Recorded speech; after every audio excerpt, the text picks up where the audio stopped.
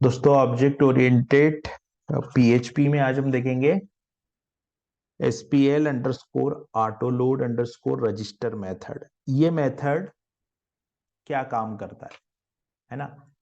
और इस मेथड का क्या यूज है, ये हम लोग PHP 8 की बात कर रहे हैं।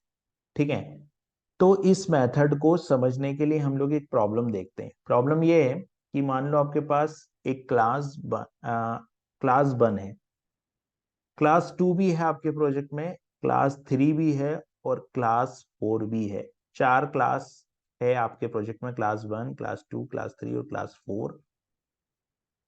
अब आपको चारों क्लास की कोडिंग लिखनी है, तो आप एक फाइल में तो इस कोडिंग को लिखेंगे नहीं, क्योंकि अगर आप एक फाइल में इस कोडिंग को लिखेंगे तो फाइल का साइज बढ़ जाएगा और कोड को मैनेज करने में भी, रीडेबिलिटी भी थोड़ी प्रॉब्लम करेगी यहाँ पर।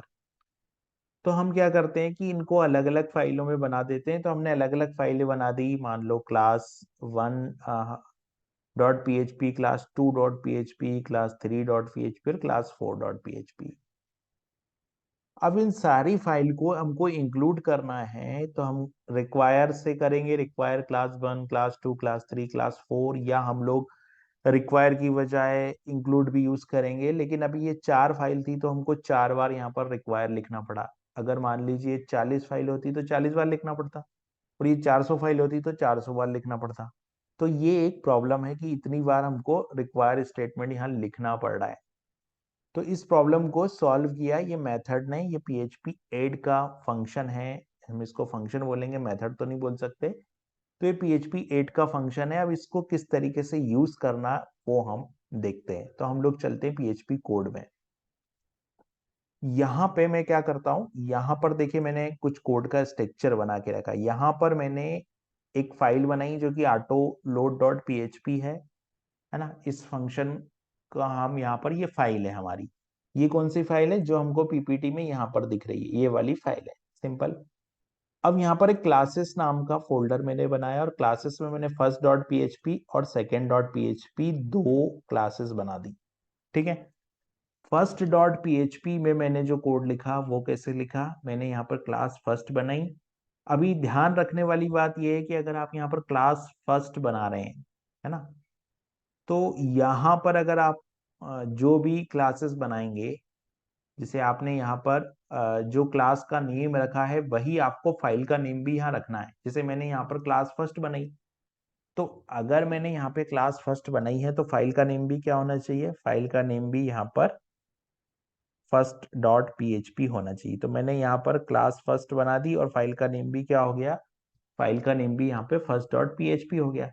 उसी तरीके से मैंने यहाँ पर सेकेंड क्लास बनाई, क्लास सेकेंड। तो क्लास सेकेंड बनाने के बाद में मैं यहाँ पे क्लास सेकेंड बनाई, और यहाँ पर मैंने फाइल का नेम भी second.php रखा। ये इसीलिए चूंकि ये फंक्शन यूज किया जाता है, आप ड्रूपल में भी अगर आप मॉड्यूल डेवलप करते हैं, कोई मॉड्यूल बनाते हैं, तो उस मॉड्यूल में आपको ये सजेशन दिया जाता है कि आप फाइल का नेम सेम रखो, जो मॉड्यूल फाइल का नेम है वो सेम रखना होता है। या आप कोई सर्विस बना रहे हैं तो सर्विस का नेम और क्लास का नेम, सर्विस फाइल का नेम और क्लास का नेम सेम रखना होता है। तो सेम चीज यहाँ पर है कि आपको फाइल का नेम और क्लास का नेम जो है वो सेम रखना है, तभी ये फंक्शन जो है वो काम करेगा। ठीक है, तो हमने तीन फाइल बना ली। AutoLoad.php फाइल बाहर बना दी, क्लासेस नाम का फोल्डर बनाया, क्लासेस फोल्डर के अंदर हमने दो फोल्डर और इसके अंदर बना दिए। अब मुझे क्या करना है, अब मेरे को रन करना है। तो मैं यहाँ पर जाता हूँ AutoLoad.php में, और ये फंक्शन कॉल करता हूँ, और इस फंक्शन के अंदर मैंने एक एनोनिमस फंक्शन बना दिया। ठीक है, अब ये एनोनिमस फंक्शन क्या होता है, ऐसा फंक्शन जिसका कोई नेम नहीं होता। ये डायरेक्ट फंक्शन मैंने यहाँ बना के कॉल कर लिया। या मैं ऐसा भी कर सकता था, कोई कोई फंक्शन बना के उस फंक्शन का नेम यहाँ पे पास कर देता, बट मैंने यहाँ पे एनोनिमस फंक्शन बनाया। अब मैं क्या करता हूँ, यहाँ पे मुझे क्या करना होता है कि ये जो कोड में लिख रहा हूँ ना, यहाँ मेरे को जो डायरेक्टरी है, देखिए इस रिक्वायर्ड फंक्शन के अंदर मैंने क्लासेस नाम की फोल्डर जो मैंने बनाया वो रख दिया, और .class.php। तो जैसे यहाँ पर मेरे पास दो फाइलें हैं, फर्स्ट.php और सेकेंड.php।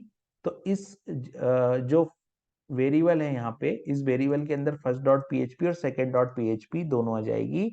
ये सिस्टम अपने आप से कर देगा। कब करेगा? जब मैं जिस क्लास का ऑब्जेक्ट, मान लो मैंने यहाँ पे क्लास सेकंड डॉट पीएचपी का ऑब्जेक्ट बनाया, तो आप देखोगे यहाँ आउटपुट आ जाएगा second dot PHP, hello from class second. और यहाँ अगर मैं फर्स्ट कर दूंगा तो फर्स्ट का जाएगा। अगर मैं यहाँ से कॉपी करता हूँ और मान लो इसको मैं test1 नाम दे देता हूँ और यहाँ पर इसको फर्स्ट नाम दे देता हूँ, तो क्या होगा? पहली वाली फाइल का आउटपुट आएगा। पहली वाली फाइल का आउटपुट यानी इसका आउटपुट भी आएगा, फर्स्ट क्लास फर्स्ट का और क्लास सेकंड का। तो देखिए दो आउटपुट आएंगे यहाँ में, है ना, hello from class first, hello from class second. अभी यहाँ पर हम लोग क्या करते हैं, ऑटोलोड डॉट पीएचपी में जाते हैं और एक br टैग लगा देते हैं, तो हमको और अच्छे से समझ में आएगा। तो मैं इको और यहाँ पर एक br टैग लगा देता हूँ।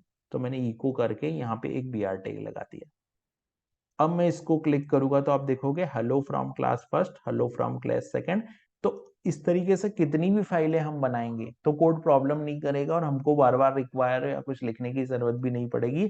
हम एक फोल्डर बनाएंगे क्लासेस और उसके अंदर हम जितनी चाहे उतनी क्लासेस डिफाइन कर सकते हैं और ये फंक्शन हम कॉल करेंगे। और यहाँ पर सिर्फ एक ही चीज है ध्यान देने लायक कि हमको फाइल का नाम और क्लास का नेम जो है वो हमेशा सेम रखना होगा।